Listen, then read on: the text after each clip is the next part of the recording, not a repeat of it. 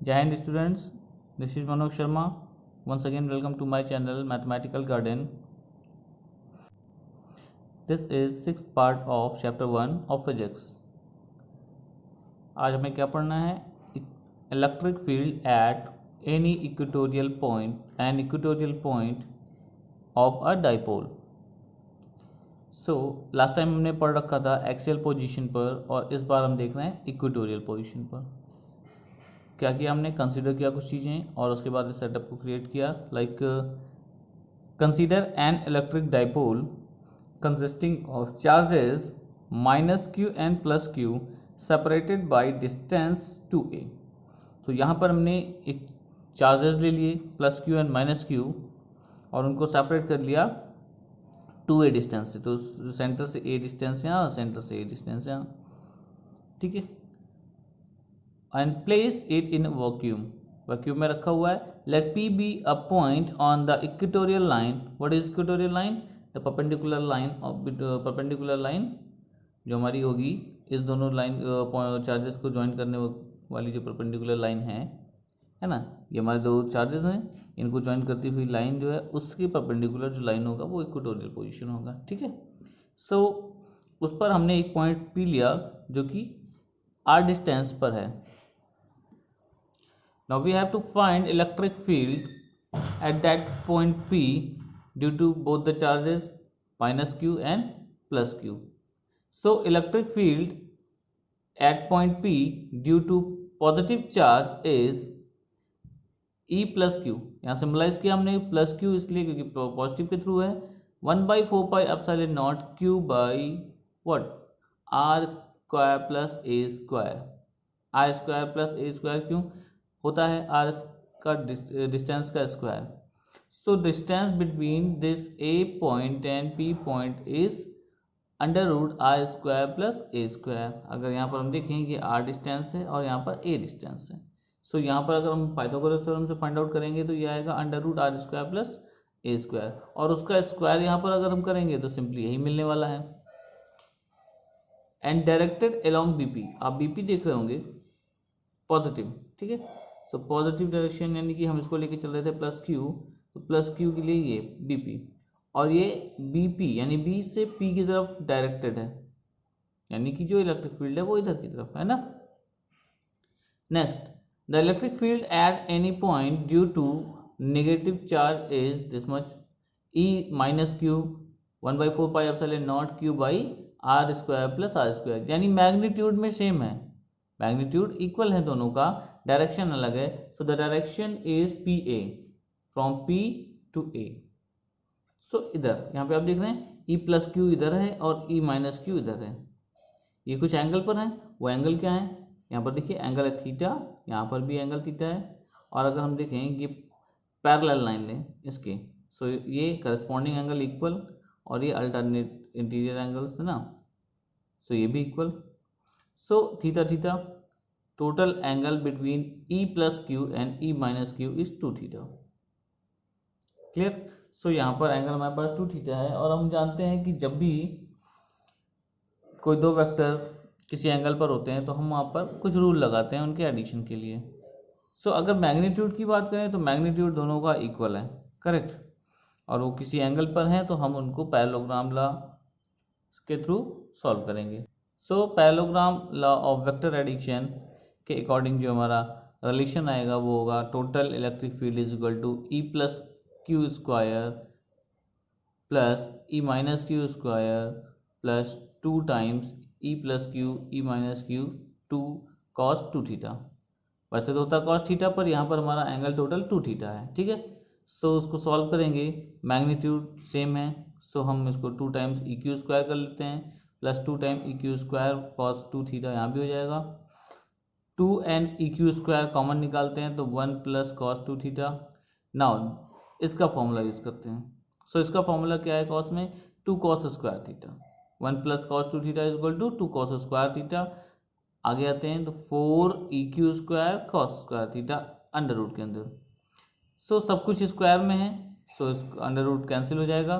2 EQ cos theta. This is the final result in of electric field in magnitude. अब आगे हम बात कर रहे हैं कि और क्या कर सकते हैं इसमें, सो कॉस थीटा, ये पूरा EQ की जो वैल्यू है वो पहले हम पुट करते हैं और साथ ही साथ कॉस थीटा की वैल्यू को पुट करते हैं। सो पहले EQ की वैल्यू पुट किया तो क्या मिला, 1/4πε0 cube by r square plus r square. Now cos theta figure में हम देखें तो क्या होता है, a by under root r square plus a square. देखिए कैसे, सो कॉस थीटा क्या होगा, base upon hypotenuse, so base is a upon hypotenuse is under root r square plus a square. So here is cos theta is equal to a upon under root r square plus a square. Now finally cos theta की value भी हमने put कर दी, सो बन गया ये E is equal to 2 times 1/4πε0 cube by r square plus a square into a upon under root r square plus a square. इन दोनों को अगर हम सॉल्व करेंगे तो पावर कितनी आ जाएगी, 3/2, और यहाँ हो जाएगा QA। नाउ 2QNA हम जानते हैं डाइपोल में क्या होता है, 2QNL। सो यहाँ पर हम 2QA, ए क्या डिस्टेंस ही थी, लेंगे तो ये डाइपोल बन जाएगा, ठीक है ना। So dipole moment E is equal to P upon 4πε0 r square plus a square whole power 3/2। यहाँ पर हमने इंडिकेट किया है कि ये 2QA के रिस्पेक्ट में ये आया हुआ है, ठीक है। और अलोंग निगेटिव एक्स एक्सिस, ये हमारा निगेटिव एक्स एक्सिस के अलोंग यहाँ पर इलेक्ट्रिक फील्ड शो हो रही है। सो ई वेक्टर में लिखना चाहें तो electric field vector is equal to minus time of 1/4πε0, क्योंकि ये निगेटिव एक्स एक्सिस के थ्रू डायरेक्ट कर रहा है, तो vector P upon r square plus a square whole power 3/2। This is our final result. जब भी हमारे पास इक्वेटोरियल पोजीशन पर कोई पॉइंट होगा डाइपोल के इक्वेटोरियल पर, सो उसका उस पॉइंट के लिए इलेक्ट्रिक फील्ड की वैल्यू ऐसे निकालेंगे। The next topic is electric dipole in an external uniform electric field, means torque on a dipole in a uniform electric field. दोनों टॉपिक सेम है, एक ही बात कह रहे हैं कि अगर हम कोई डाइपोल यूनिफॉर्म इलेक्ट्रिक फील्ड में रखते हैं सो क्या होगा, सिंपल सी बात है, रोटेट होगा तो मीन्स टॉर्क कितना बन रहा है उसमें, हम वही फाइंड आउट करते हैं। तो ये टॉपिक सेम है। देखिए इसमें क्या हो रहा है, consider an electric dipole in a uniform electric field E such that dipole moment P of a electric dipole makes an angle theta with electric field. यानी कि हमने क्या कहा कि हमने एक dipole moment P dipole moment का हमने एक डाइपोल लिया जिसको हमने एक यूनिफॉर्म इलेक्ट्रिक फील्ड जिसकी डायरेक्शन पॉजिटिव टू नेगेटिव इधर आपको दिख रही है रखा गया है, और इस तरह से इंक्लाइन करके रखा गया है कि जो एंगल बन रहा है इलेक्ट्रिक फील्ड और डाइपोल मोमेंट में वो कैसा है, थीटा एंगल, ठीक है। सो अब हम क्या करने वाले हैं, ये निकालने वाले हैं कि दोनों एंड पर, यानी कि जहाँ पर चार्जेस होते हैं, फोर्स लग रहे हैं तो कितना लग रहे हैं, किस डायरेक्शन में लग रहे हैं, amount of charge are equal but signs are opposite. तो हमने यहाँ इस साइड निगेटिव लिया हुआ है, इस साइड पॉजिटिव। आप दूसरा अगर प्रोसेस करते हो, यहाँ पर निगेटिव लेते हो और यहाँ पर पॉजिटिव लेते हो, फिर भी रिजल्ट सेम आने वाला है। सो जब हमने देखा कि यहाँ पर निगेटिव चार्ज है, सो ये अट्रैक्ट करेगा, भाई पॉजिटिव टर्मिनल की तरफ अट्रैक्ट होगा, इस पर एक फोर्स लगेगा इस डायरेक्शन में, F2 मान लिया, इस पॉजिटिव है हमारा और ये नेगेटिव प्लेट्स हैं, यानी कि इधर अट्रैक्शन होगा यानी इधर फोर्स लगेगा, इसको हमने F1 मान लिया, करेक्ट। सो फोर्स की वैल्यू कितनी होगी, तो Q एंड इलेक्ट्रिक फील्ड, यानी amount of charge into electric field, ये तो होता है। So F1 is equal to QE, similarly F2 is equal to minus QE, क्योंकि डायरेक्शन चेंज है। और अगर दोनों फोर्सेस हम ऐड करें तो नेट फोर्स डाइपोल पे कितना लग रहा है वो हमें क्या मिलेगा, 0, correct. So 0 it means net force तो 0 है, पर ऐसा नहीं है कि फोर्स उस पर लग नहीं रहा है, वहाँ पर एक कपल ऑफ फोर्स लग रहा है। सो वो क्या होगा, डाइपोल हमारा रोटेट करेगा, but two equal and opposite forces acting on the dipole constitute a couple, right. Couple क्या करेगा, so this couple tends to rotate the dipole, in a clockwise direction. अभी जो सिचुएशन है उसके हिसाब से कैसा है, clockwise direction, that is torque. अब टॉर्क डेवलप होगा भाई, जब क्लॉक कोई चीज़ रोटेट करेगी तो टॉर्क तो डेवलप ही होगा, ठीक है। सो टॉर्क डेवलप होगा तो टॉर्क की वैल्यू कितनी होगी, मोमेंट ऑफ कपल यानी कि force into perpendicular distance. Force कितना है भाई, कितना फोर्स लग रहा है उस पर, आइदर फोर्स, ठीक है, दोनों फोर्सेस में से एक लेते हैं हम लोग। So q E, amount of force कितना है क्यू ई, और परपेंडिकुलर डिस्टेंस कितना है, अब किसके बीच, इन दोनों फोर्सेस के बीच, यानी एसी की बात कर रहा है ना, यहाँ भी फोर्स लग रहा है यहाँ भी फोर्स लग रहा है, इनके बीच परपेंडिकुलर डिस्टेंस कितना है, सो एसी। और एसी की वैल्यू अगर हम फाइंड करें तो क्या आने वाली है, एसी की वैल्यू आने वाली है 2L साइन थीटा। अब वो कैसे, सो आपको बताते हैं, थोड़ा सा यहाँ पर आप रफ में देखिए। सो हमको चाहिए था एसी की वैल्यू, ठीक है, हमको एसी चाहिए। So sine theta in this triangle A B C क्या हो जाएगा, परपेंडिकुलर यानी A C upon A B. So A C is equal to what, A B sine theta, clear. Now A B की value कितनी है, total length कितनी है ये, सो 2L साइन थीटा। बस इतनी सी बात थी। उस ए सी यानी परपेंडिकुलर डिस्टेंस को हम L साइन थीटा के फॉर्म में लिख दिया हमने। सो यहाँ पर वो वैल्यू पुट की गई 2L साइन थीटा ए सी की वैल्यू। नेक्स्ट क्या हुआ, torque is equal to 2QL लिखा into E N sine theta.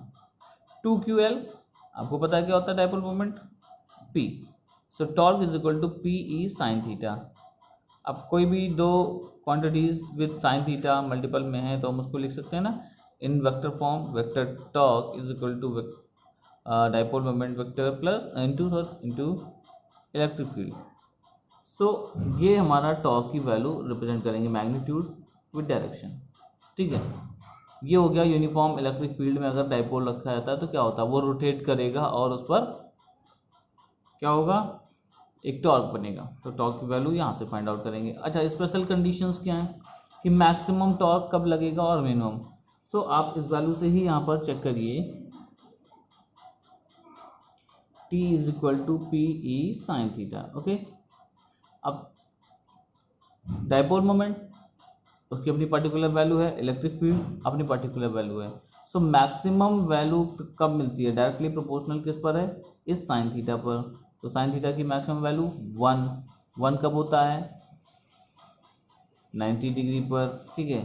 सो जब इलेक्ट्रिक फील्ड की डायरेक्शन के परपेंडिकुलर हमारा ये डाइपोल होगा, लाइक दिस, ये डाइपोल है और ये इलेक्ट्रिक फील्ड की डायरेक्शन दिख रही, उस टाइम मैक्सिमम टॉर्क जनरेट होगा। और जब ये है ना इस तरीके से इलेक्ट्रिक फील्ड के अलॉन्ग यानी पैरेलल हो जाएगा, यानी कि एंगल बनाएगा 0 डिग्री का, है ना, उस समय मिनिमम होगा। पर कंडीशन क्या है, ये पॉजिटिव इस साइड हो, आप देख रहे हैं ये पॉजिटिव चार्ज इस साइड हो यानी निगेटिव के, और ये इधर, करेक्ट। क्योंकि अगर ये उल्टा हुआ तो उस समय क्या होगा, ये पॉजिटिव इधर होगा, ये रिपेल करेंगे, और ये निगेटिव इधर होगा, ये भी रिपेल करेंगे। उस समय भी क्या होगा, वैल्यू कुछ ना कुछ टॉर्क अपने अंदर रखेगी, ये रोटेट कराएगी।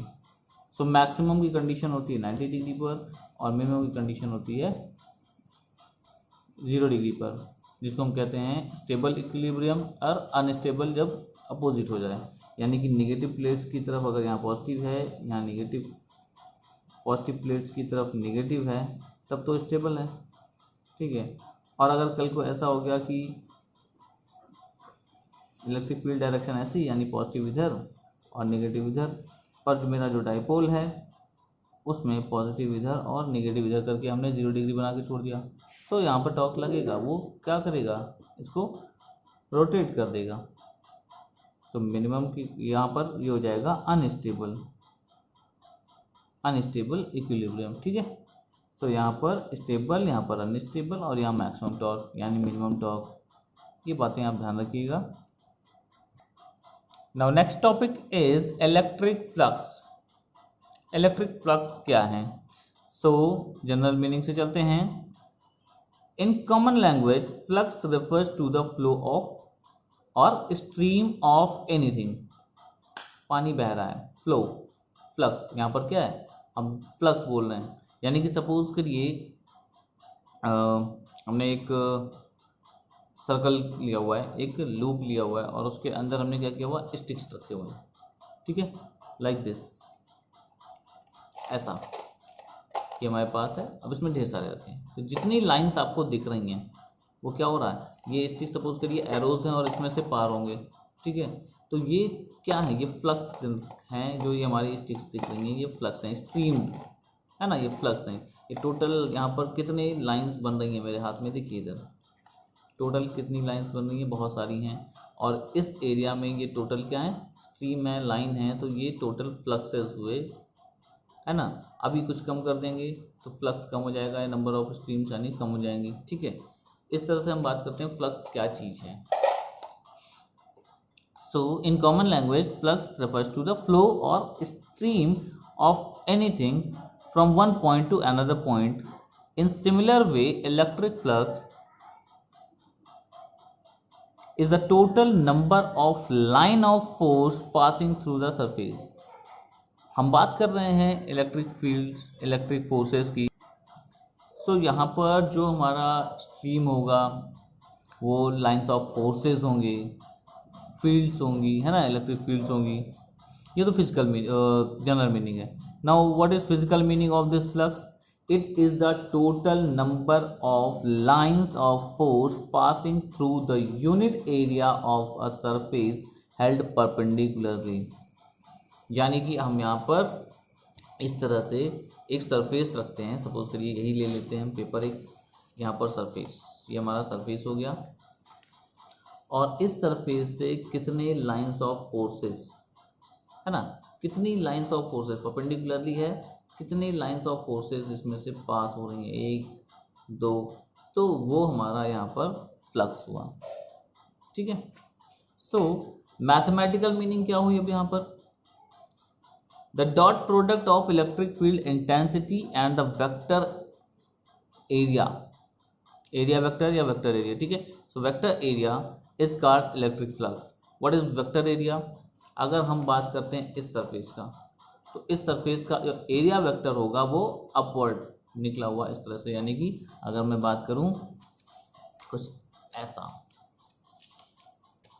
ये हमारा सरफेस है टोटल, और यहाँ पर जो पेन ये आपको दिख रही है ये डायरेक्शन ऑफ एरिया वेक्टर, इस पूरे एरिया का वेक्टर, ठीक है, इस टाइप का। सो क्या कहा, dot product of electric field intensity and the area vector. तो हमने दिखाया कि डेल्टा ई फाई, यहाँ पर हम ले रहे हैं, फाई क्या है, फ्लक्स की वैल्यू को शो करता है, यानी कि उसका साइन है। तो delta phi is equal to E dot area vector. अब डॉट प्रोडक्ट ले रहे हैं तो E delta A cos theta हो जाएगा, है ना। ये हमारा इसका फॉर्मूला है फ्लक्स का। और यहाँ पर हम क्या कह रहे हैं कि ये चेंज इन एरिया है, तो ये चेंज इन फ्लक्स, जितना एरिया कम ज़्यादा होगा तो फ्लक्स कम होंगे, सही है कि नहीं। सपोज करिए हमारे पास एक सरफेस है और इधर से नंबर ऑफ फोर्सेस आ रहे हैं, लाइंस ऑफ फोर्सेस ऐसे आ रहे हैं, ठीक है, ढेर सारे। अब ये सरफेस अगर इस लाइंस ऑफ फोर्सेस के परपेंडिकुलरली रखा है तो इसमें मैक्सिमम फोर्सेस स्ट्राइक करेंगे इस सरफेस पर, है ना, लाइंस ऑफ फोर्सेस। और ये सरफेस ऐसे स्ट्रेट रखा है, सो जो लाइंस ऑफ फोर्सेस आ रहे हैं वो रिड्यूस जाएंगे, कम हो जाएंगे कि नहीं, क्लियर भाई। ये जो हाइट है हमारी वो कम हो जाएगी, सो जो ऊपर से जा रहे थे वो मिस हो जाएंगे, ठीक है। और टिल्ट करके ऐसे घुमा दिया तो क्या होगा, और लाइंस ऑफ फोर्सेस यहाँ पर कम हो जाएंगे। सो यहाँ पर जब बात आती है कि कभी भी किसी सरफेस पर जो मैक्सिमम फ्लक्स या मिनिमम फ्लक्स कब हो सकता है, तो वो डिपेंड करता है कि एंगल कितना है उनके बीच। सो आपको बता दूं, अगर ये सरफेस है और ये सरफेस का, इधर की सरफेस की बात कर रहे हैं, इधर का नहीं, ठीक है ना। सो इधर की बात नहीं कर रहे हैं, तो इस सरफेस का एरिया वेक्टर ये है, और हमारी जो इलेक्ट्रिक फील्ड लाइंस हैं वो भी इधर ही हैं या इधर हैं, ठीक है। सो उन दोनों के बीच में कितना का एंगल है, आइदर 180 और 0 डिग्री का। तो जब भी परपेंडिकुलर हुआ, यानी लाइंस ऑफ फोर्सेस के परपेंडिकुलर हमारा सरफेस होगा, तो उस टाइम इस फोर्स और इस एरिया वेक्टर में एंगल होगा 0 डिग्री का। ये बात याद रखिएगा, परपेंडिकुलर पे एंगल होगा 0 डिग्री का, और जब भी ये हमारा कैसा होगा, पैरेलल होगा, इस लाइंस ऑफ फोर्सेस के सरफेस हमारा पैरेलल होगा, उस समय जो एरिया वेक्टर होगा और ये जो हमारा लाइंस ऑफ फोर्सेस होंगे उनके बीच एंगल होगा 90 डिग्री का। यही बात आपको यहाँ पर याद रखनी है। When surface is placed perpendicular to the electric field lines, then जो थीटा की वैल्यू है उसे आपको लेना है 0, क्योंकि आप परपेंडिकुलर अगर बात कर रहे हैं तो परपेंडिकुलर पे 90 डिग्री लोग मानते हैं, पर यहाँ पर हम बात कर रहे हैं इस सरफेस की और उस पे आने वाले इलेक्ट्रिक फील्ड लाइंस की या इलेक्ट्रिक लाइंस ऑफ फोर्सेस की, और this is the n cap area vector, तो इनके और इनके बीच में जो डिग्री है वो कितना है, 0। सो परपेंडिकुलर कैसा है, परपेंडिकुलर तो सरफेस है, पर इन दोनों के बीच जो एंगल है वो मुझे चाहिए। सो वो यहाँ पर 0 है, और cos 0 डिग्री की वैल्यू होती है 1।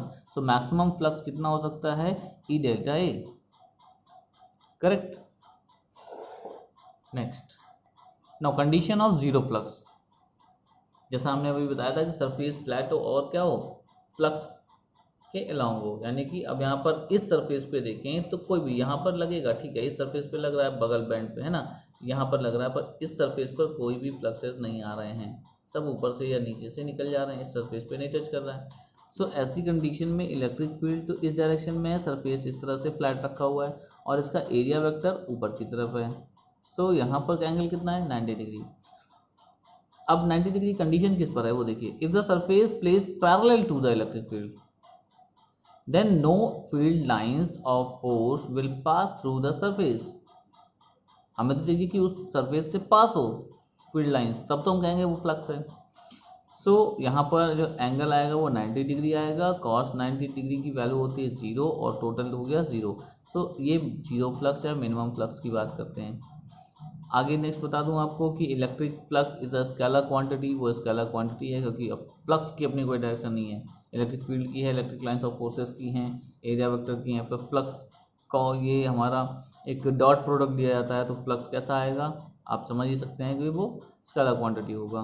Now the unit is newton metre square.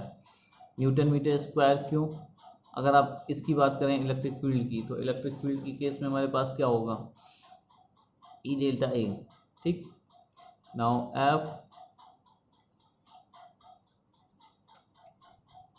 Upon q delta A, ठीक है। सो यहाँ पर एफ के लिए न्यूटन, नीचे कूलाम, और यहाँ पर एरिया के लिए स्क्वायर। सो क्या हो गया, newton metre square upon coulomb total, ठीक है, N M square upon C, और इसी को हम वोल्ट मीटर कहते हैं, ठीक है, volt into metre. Volt metre वो वाला नहीं कि हमको जो डिवाइस की बात कर रहे हैं, वोल्ट इंटू मीटर, ठीक है, वोल्ट मीटर भी हो सकता है। अब इसमें क्या स्पेशल और आ रहा है, in case of electric field E is non uniform we consider a close surface lying inside the field. कभी ऐसा केस आता है कि जो हमारा ये इलेक्ट्रिक फील्ड था वो नॉन यूनिफॉर्म, क्योंकि अभी हमने क्या लिया, यूनिफॉर्म इलेक्ट्रिक फील्ड लिया। सो हमको क्या करना पड़ेगा, एक सरफेस, क्लोज सरफेस कंसिडर करना पड़ेगा lying inside the field, field के अंदर एक सरफेस, ठीक है। अब वो जो प्रॉपर्टीज़ हैं वो हम आगे पढ़ेंगे नेक्स्ट लेक्चर में।